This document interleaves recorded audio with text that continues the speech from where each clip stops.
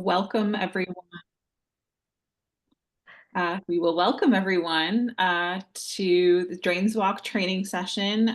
We're just going to give it a minute for folks to arrive. If in the meantime you'd like to introduce yourself and where you're zooming in from in the chat, we'd be happy to meet you.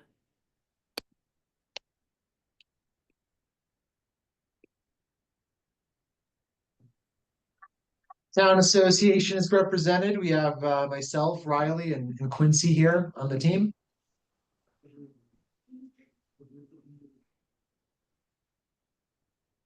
Thanks. Hello. Other folks are saying hello in the chat, and we still have some more joining, so we'll give it another minute. Good morning, everyone. I'm Denise with Denise Barker, the Director of Downey's Economic Development for Calais in Baileyville.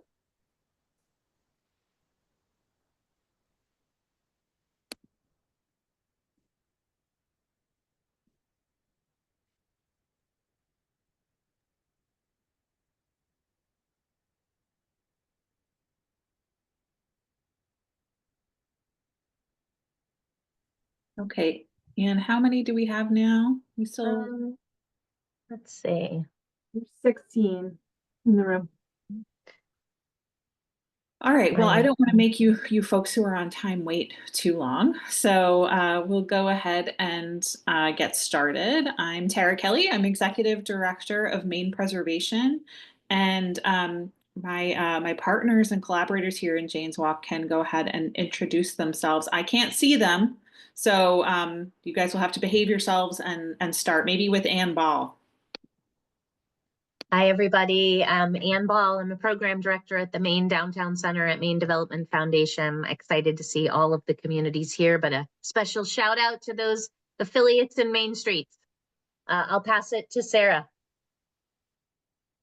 Thanks, Anne. I'm Sarah Hansen with Maine State Archives, coordinating the Maine Semi-Quincentennial Commission, and delighted to be here as a partner in crime. I will throw it over to Evan.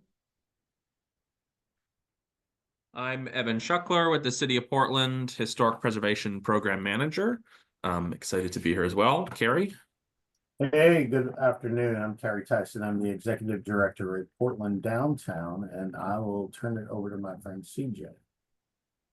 Everybody, CJ Oberthauser. I'm the Executive Director of Friends of Congress Square Park, and looking forward to is it a 4th year of Janes Walk? Wow.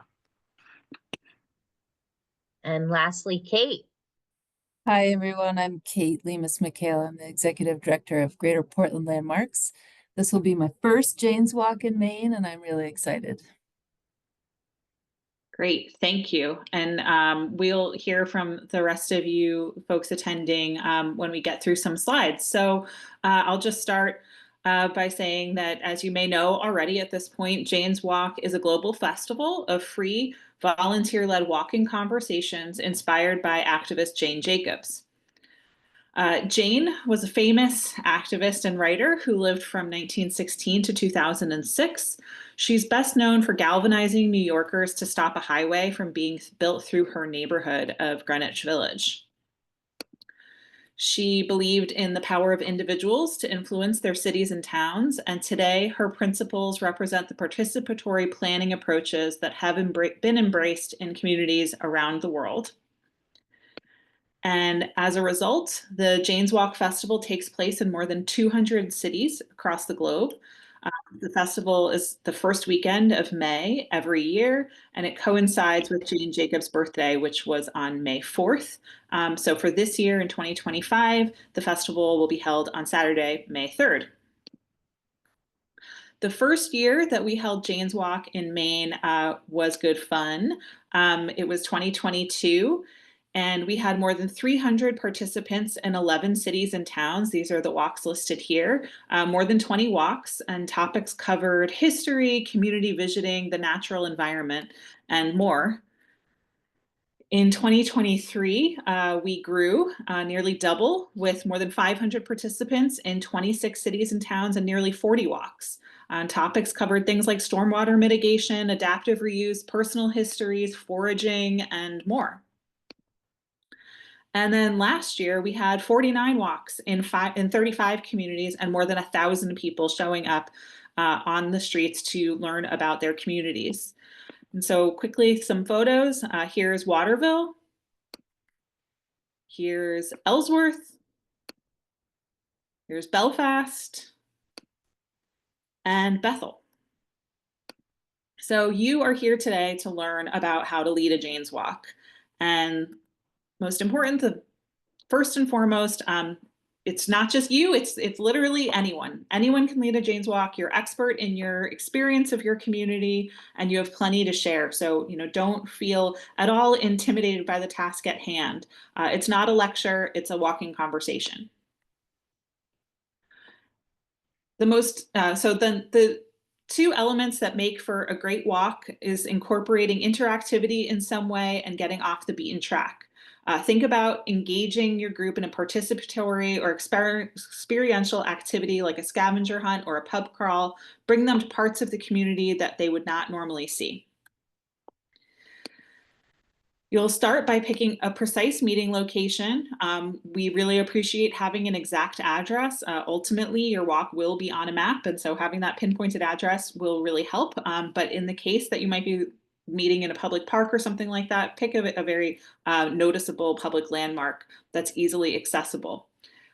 You'll want to, as you kind of make your path, you'll want to think about the story you're trying to tell and help map out your walk sequence of spots.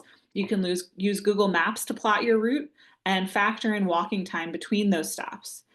Practice your route beforehand, identify good places to gather the group that are close to features of the streetscape that you want to show and then want to point out. And we also recommend that you practice your walk and invite a friend to come with you to give you some feedback.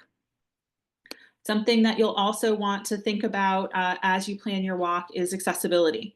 Everyone experiences spaces differently, so think broadly and empathetically about how others might experience your route. You can indicate walk accessibility in your description in the submission form. Be mindful of areas that are not accessible to the public and seek permission before leading your walk onto any private property. You don't have to lead your walk alone. This is really important. Oftentimes walks are led by more than one person, which can help to create a more dynamic, comfortable, fun, and conversational walk. We also strongly recommend enlisting a volunteer. So I was previously talking about other folks who are sharing their experience of the place, but you also might have someone there with you who can attend to logistics while you're focused on leading the walk. They can manage the crowd, make sure to catch up any stragglers, help with street crossing. They can also document the walk by taking pictures and helping to answer questions. Your walk can be enhanced with historic photos, for example, maybe to show some then and now pictures of place, or maybe a simple map that you want to hand out to show people what your route might look like, from start to finish, just in case people get lost along the way. And I also add that it can be fun to end your walk in a gathering spot, maybe a local eatery or brewery, or community space to gather and talk about your shared experience and make new friends. So, getting down to it on walk day, you're going to want to start by introducing yourself, who Jane Jacobs was and what the festival is all about. You might ask participants where they are joining from, how they heard about your walk, and what made them interested in participating. Here is a link with a little bit about Jane Jacobs.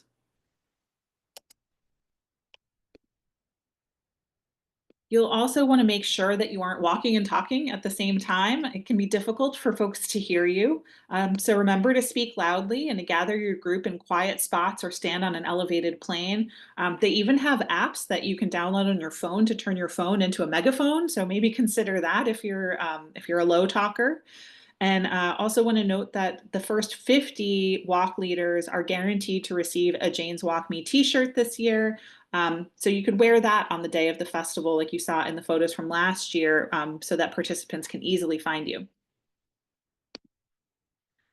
You'll want to make sure that you remain open to dialogue and conversation. So, for example, you can ask the crowd if anyone remembers a building's previous use, or if they can spot a significant architectural detail, or anything else related to your walk topic. And don't be afraid to ask the group to answer a question. Let's say somebody raises their hand, asks you something you don't know. You can turn to your audience and say, does somebody else know? It's a way to make it more conversational. And really importantly, make sure to capture the fun.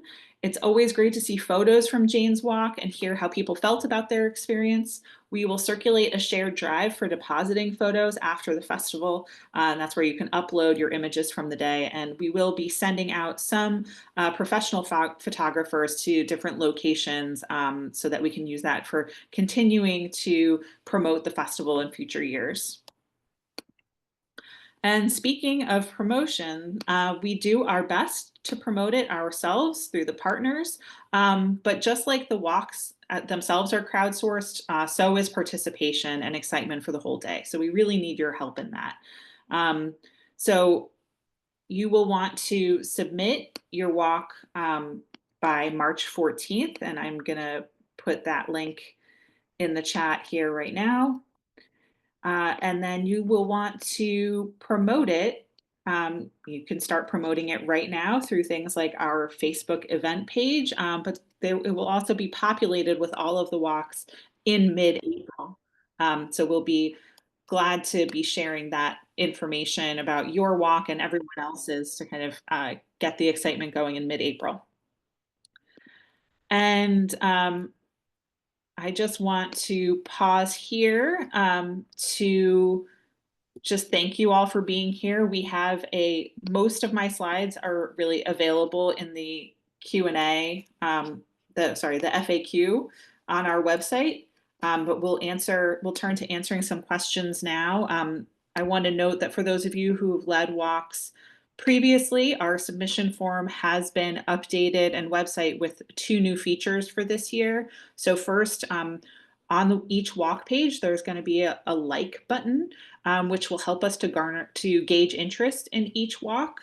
So we encourage you to keep tabs on your walk page to see how many folks are liking it. And if you are overwhelmed by the response, you might consider leading a walk for a second or maybe even a third time to accommodate all of those people.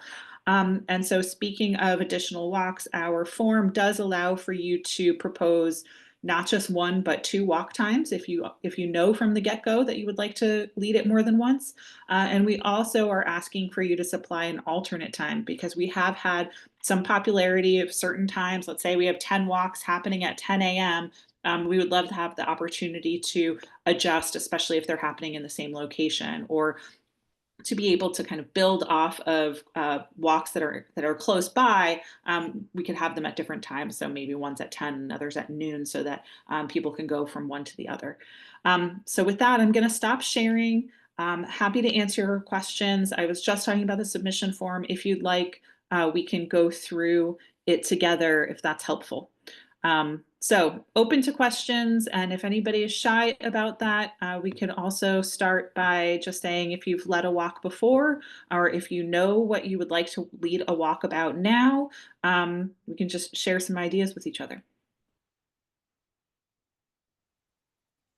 And I'm also monitoring the chat. So if you have a question and you're comfortable putting it in the chat, we can ask the question.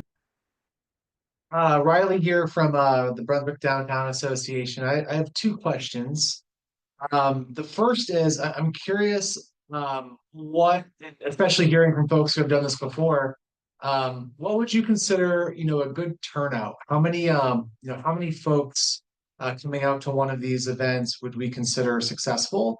And then my second question is, what are some unique themes that we've seen in the last couple of years since starting in 2022 that have been, unique, but, really well received? Great, thanks for that question. So I'll just start and I'll allow my colleagues to chime in with their thoughts as well. But in terms of size, I think that, smaller intimate turnouts can be really engaging and fun. So I wouldn't consider anything not to be a success. But on the larger side, one of the walks last year did have, I think, quite a lot of promotion and wound up with, when I was looking at our website diagnostics, it had like, like 600 page views. And so they did wind up leading it twice. And I think each one had, over 50 people. And that can be, that can be unwieldy, which is why we absolutely recommend that you have at least one volunteer with you. I went to a walk also in Camden where they had 6 or 7 volunteers just to kind of keep folks together. And that was another one of the larger walks. But I would say on average, those are kind of outliers. I think on average, you're really going to see something between 10 and 20, which is a nice, comfortable size.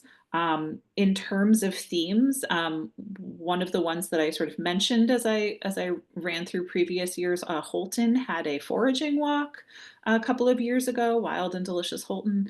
There have been, I'm just trying to think, there's so many, there have been so many fun I ones. got Go ahead, one Ann. that's crazy that happens in Westbrook with a civil engineer, Rhonda, who's on the Main Street board. And for 2 years, I think she has led something about like the sewage and, where does your water go kind of thing. And it's culverts. And I was like, oh, this is curious. It's been wildly attended 2 years in a row. So it's really just like looking at stormwater. And I know it sounds crazy, Riley, but you just never know. Well, and speaking of Westbrook, there was also one last year that was a thrift walk. And so it was going to a handful of thrift stores together, which I think is a really, interesting and kind of different way of thinking about how to use this platform. Others who've experienced it before want to share some of their favorite topics? I went to that one in Westbrook, and it's really good. Highly recommended. One of the best ones I went on was not either of them that I led. Was the queer history of Portland, and it was spectacular. And just sort of quote unquote a hidden history, not as well told maybe as folks would like to see. Just unbelievable. Really great job with the lady who did that. We did the ghost signs one as well. My friend CJ did one of gargoyles and grotesques, and it was quite good, very good. And to answer the question in the chat, yes, technically you're right. There is a limit in the city of Portland, but we of 25 or so people, but that's been our history as we get around that amount, and so it really hadn't been an issue. I would not let that hold anyone back. I've been to most of the ones in Portland, so I think we're in good shape on all that, and so looking forward to it.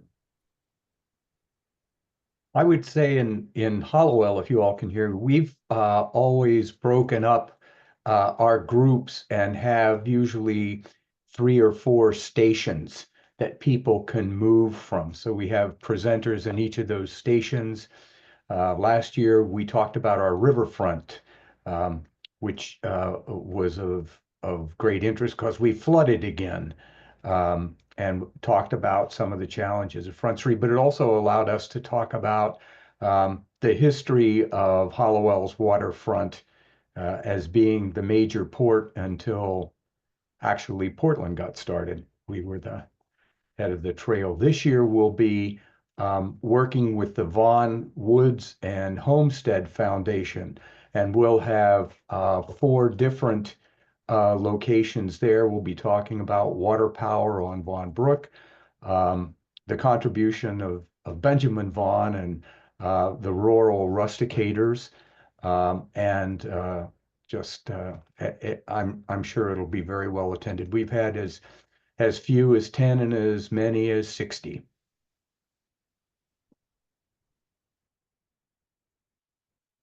That's great. Thank you. Others want to share either favorites of the past or their ideas for what they're thinking about this year?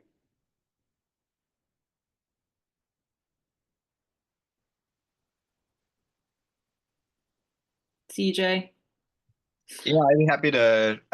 So Carrie and I are going to co-lead a walk this year, and we're not fully solidified in what this is going to be precisely. So it's kind of a work in progress. But the general theme that we're going with, you know, certainly I am all about sort of like an exploratory walk more than sort of a top-down guided tour, which totally also has its place in this event series, and people really dig that. But I love the kind of like group participatory vibe, and so Carrie and I are gonna walk really like one particular route through downtown Portland and just kind of talk about like I'm calling it, I think, like exploring downtown Portland's like public living rooms, which is to say like the spaces in a downtown environment, like an urban environment, that feel comfortable to lounge in as if it was a living room. Like, why do they feel like that? Like, what are the elements that make a public space feel like a living room? And so like let's walk them, explore that feeling together as we move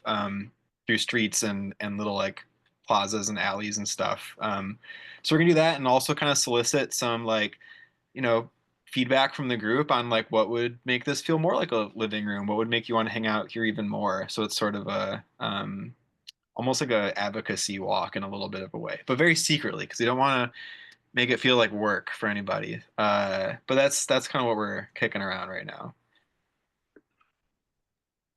Thanks. And do you have any favorites from previous years?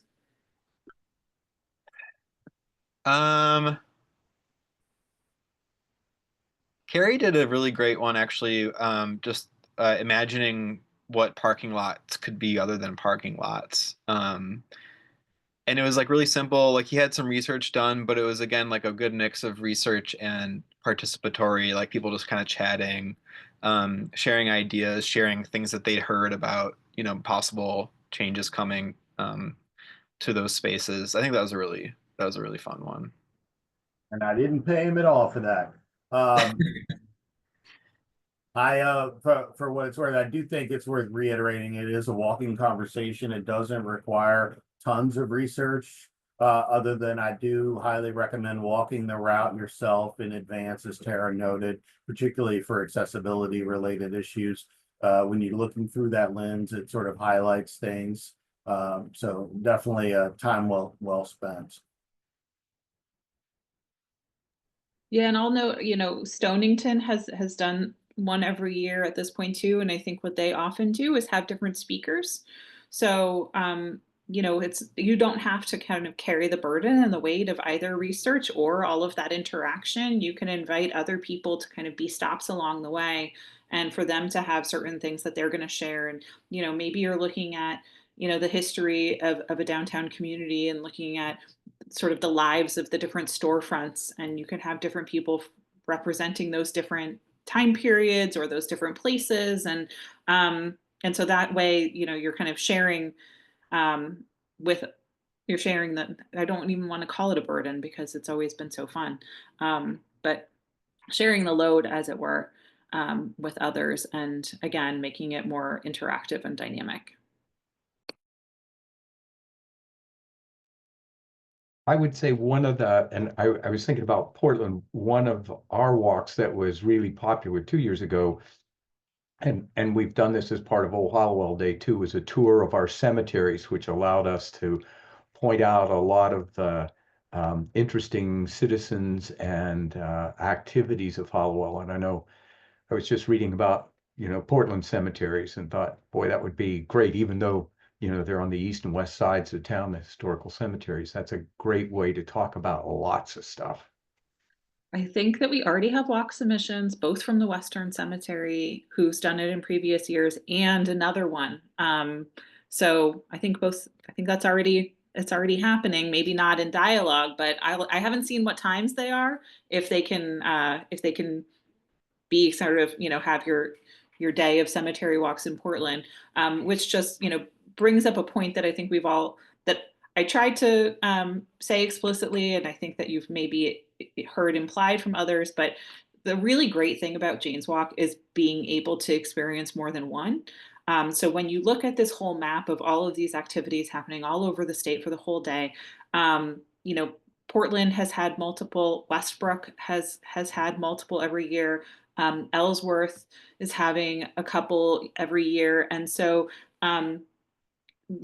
being able to go from one to the next and have sort of this like free engagement with different places in a single day is really a lot of what makes it really exciting. So something to consider is whether or not just you, but other partners either in your town or in places nearby might consider leading walks as well, so that you kind of create that little hub of activity to go from one. Last year, I mentioned having multiple times or an alternate time available. Last year, there were 2 in Lewiston that both applied for the same time. So I reached out and asked them to stagger it. And so that way people could go to both, right? And so it just, creates that hub of activity.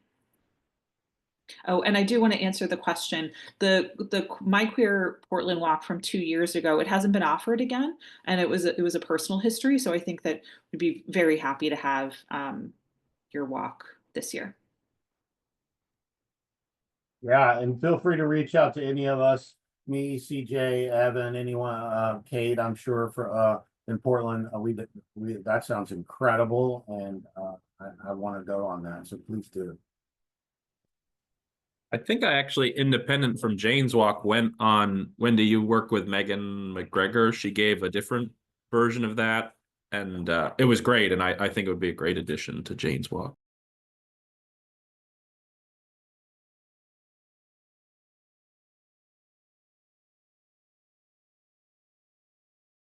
One year, Biddeford did a food tour downtown, and if you were lucky enough to be on that tour, you got yummy samples of things all the way through their downtown. I think it was pretty wildly successful from a couple of years ago. Exactly. Like, it's a great way that it can highlight some local businesses like the thrift walk or the food tour. Pub crawl, I have suggested as a great idea. So it's the sky is the limit. I mean, like Anne said, we can be talking about stormwater and where your waste goes, and we can also be shopping.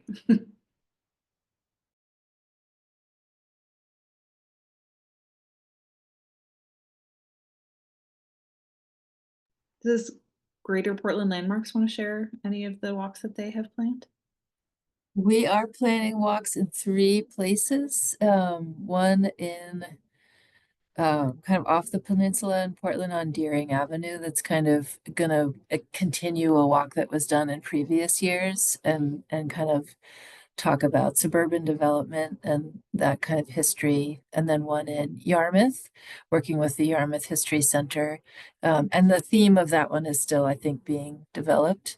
And then one in Gorham that will walk in the historic district in Gorham, focused around South Street. So I think it will be good to the 3 different areas and kind of with volunteers from each of those places.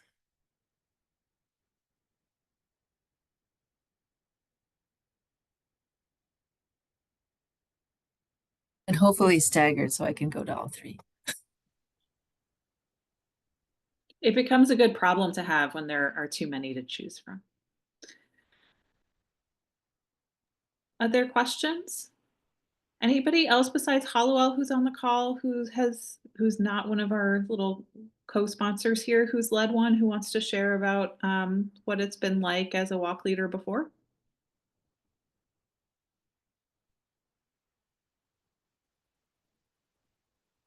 Okay.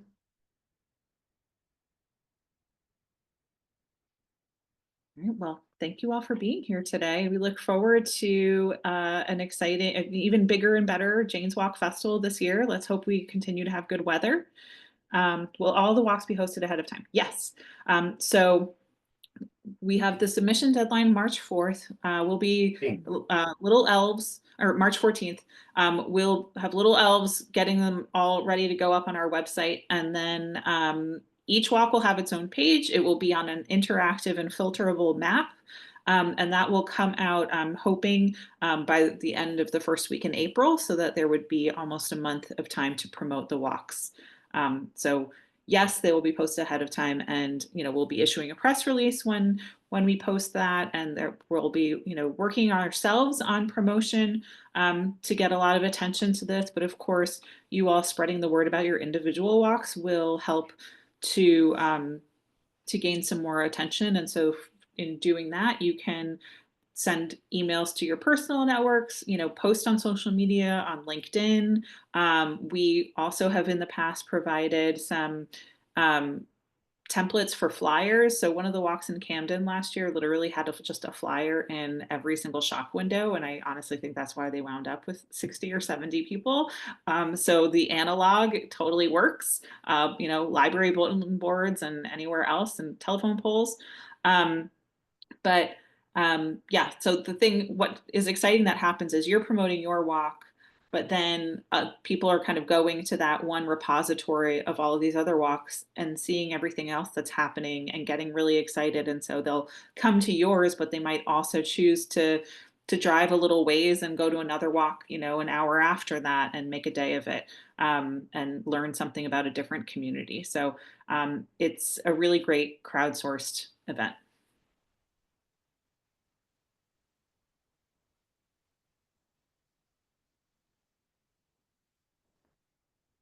All right. Thank you all. See you May 3rd. I'll see all your submissions before then. And also we'll have a promotion webinar in April to help with spreading the word. And yes, we will be sharing the slides and a recording if you came to this meeting a little bit late.